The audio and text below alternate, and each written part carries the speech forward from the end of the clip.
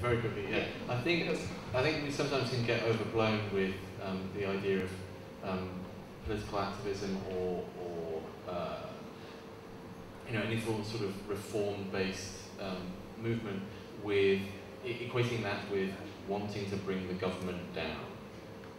I think there's an awful lot of political reform and activism and sort of stuff that people want, stuff that the internet enables you to do, which doesn't actually involve having your door kicked down at 4 o'clock in the morning. It's just being able to gather people together in a community for small improvements. Regular stuff. Pruning the trees. I don't know. There's something. Random things that are important to your street or to your local community, because a lot of these conversations are always about. They always go back to using Twitter to bring down the Iranian government. Whereas actually the vast majority, I think, of these sort of digitally connected communities are more about things like just distributing bed nets or something more, something where people aren't going to have a problem with it, and actually and these technologies massively improve the chances for those operations. So although it's very important to talk about the big scale, serious political activism which does involve very nasty things happening to you, 99% of the stuff we're talking about is actually very benign, and it's actually is helped along massively by these things. Groups like widows, older people, I think was quite a dismissive throwaway about even rural people in England, are becoming very excluded, partly because they don't know how to access in terms of learning to use a lot of these new technologies. And it's great to say all NGOs, and I'm part of that NGO community, but it's okay, we can go and get funding and donors and so on, and learn to use it and the money to set it up.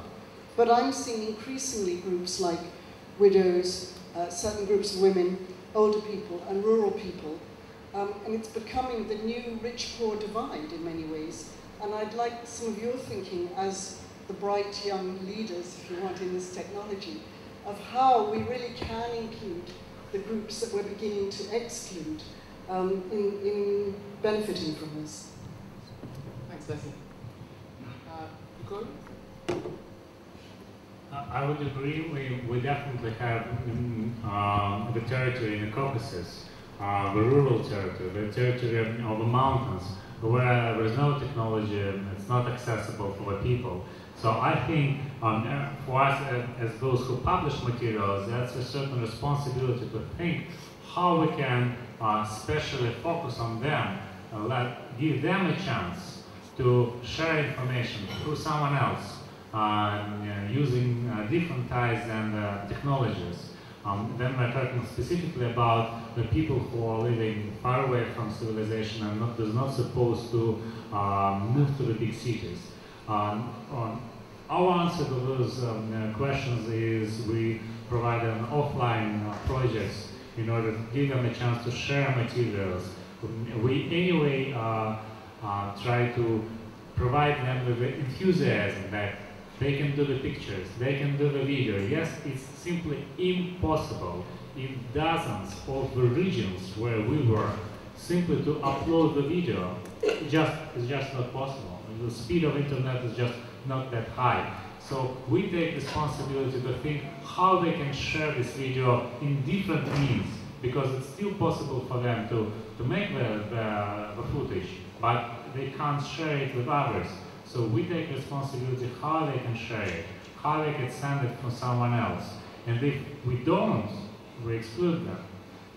So I can't answer fully your question, but about this part of people, I fully think that's our responsibility to really focus on them as well, not on only those who are well equipped, who are in the centers in the region, and who can do whatever people in London and Paris and New York can do. Ben, what to say? This one? Yeah, it is happening in rural Britain too. You're right. I think, as I said earlier, I think it's also a matter of patience. I mean,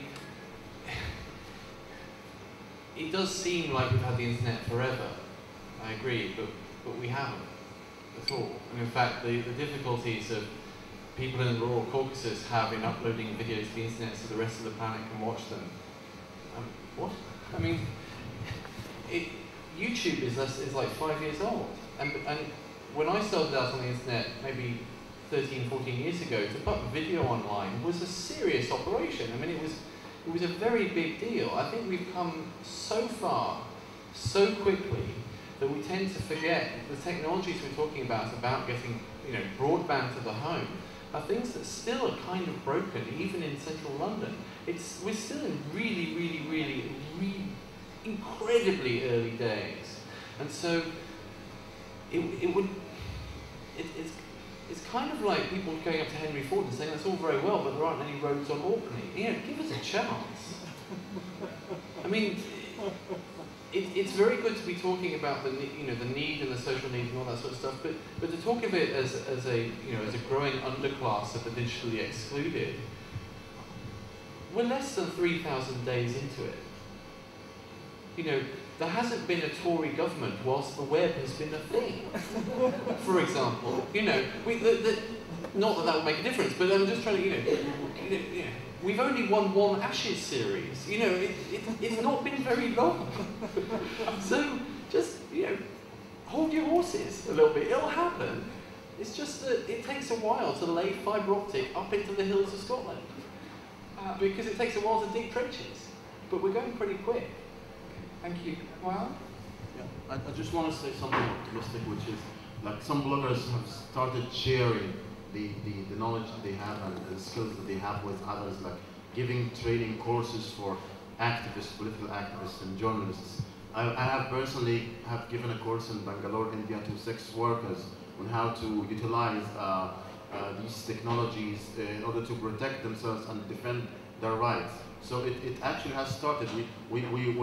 Currently we're organizing a training course that will go around all the governorates of Egypt to the countryside to share this skills with ordinary people who might be interested in it, not necessarily journalists or activists. And it doesn't necessarily have to, you don't necessarily have to have a high-speed connection, because you can use SMS messages, you can use Twitter, you can use a blog, you can use text. You don't necessarily have to upload high-definition pictures and videos and stuff like that, but it can be a start. And then once you have the proper infrastructure, you can add more and you can work on more.